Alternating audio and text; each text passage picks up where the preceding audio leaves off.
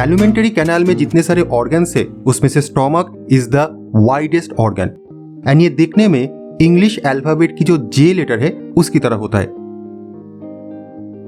इस पिक्चर से एक चीज समझ में आ रहा है कि इसका जो टॉप मोस्ट पार्ट है ये एसोफेगस के साथ कनेक्टेड रहता है एंड इसका जो लोअर मोस्ट पार्ट है ये ड्यूडेनम के साथ कनेक्टेड रहता है।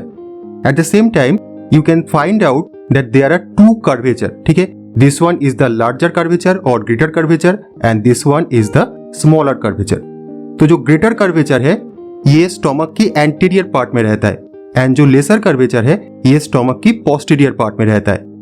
जो लेसर कर्वेचर है ये स्टोमक को लीवर के साथ कनेक्टेड रखता है via lesser omentum. On the other hand greater curvature के साथ ग्रेटर ओमेंटम कनेक्टेड रहता है। ग्रेटर ओमेंटम स्मॉल इंटेस्टाइन के ऊपर एक लेयर फॉर्म करता है एंड इसका काम होता है फैट को स्टोर करना। अब बात करते हैं डिफरेंट पार्ट्स ऑफ स्टोमक की। तो सबसे पहले cardia.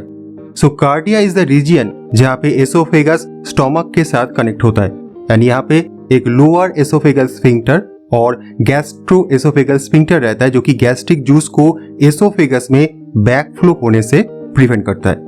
The next part of the stomach is fundus. So fundus is basically a dome shaped और cap shaped region of stomach.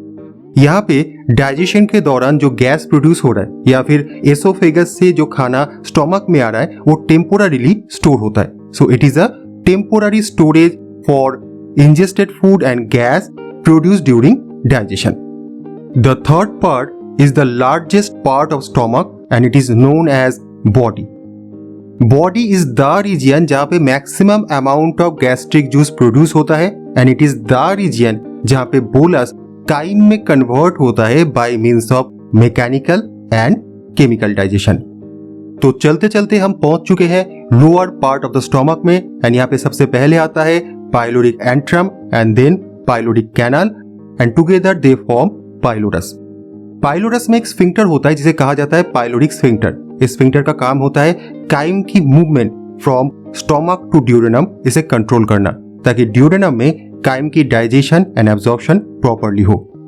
Eight the same time it secretes a hormone which is known as gastrin. Gastrin hormone gastric juice production में help करता है। ये gastric juice की production को stimulate करता है।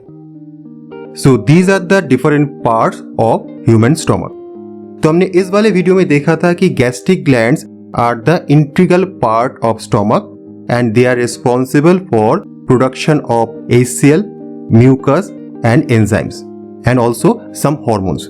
Gastric gland में ये डिफरेंट टाइप्स ऑफ सेल्स होते हैं एंड इनके जो परसेंटेज है ये ग्लैंड टू ग्लैंड वेरी कर सकता है। Now depending on their location and cell composition gastric gland can be of three types. The first one is cardiac gland. They are found at the cardia region of stomach and primarily composed of mucus neck cells. In cells का काम होता है mucus production. So this kind of gastric glands are responsible for the secretion of mucus. The second category of gastric gland is fundic glands and they are found at the fundus and body region of stomach.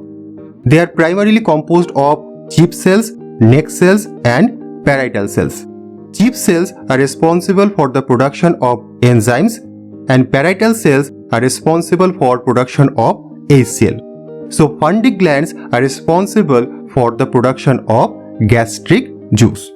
The last category of gastric gland is pyloric gland and they are found at the pylorus region of stomach.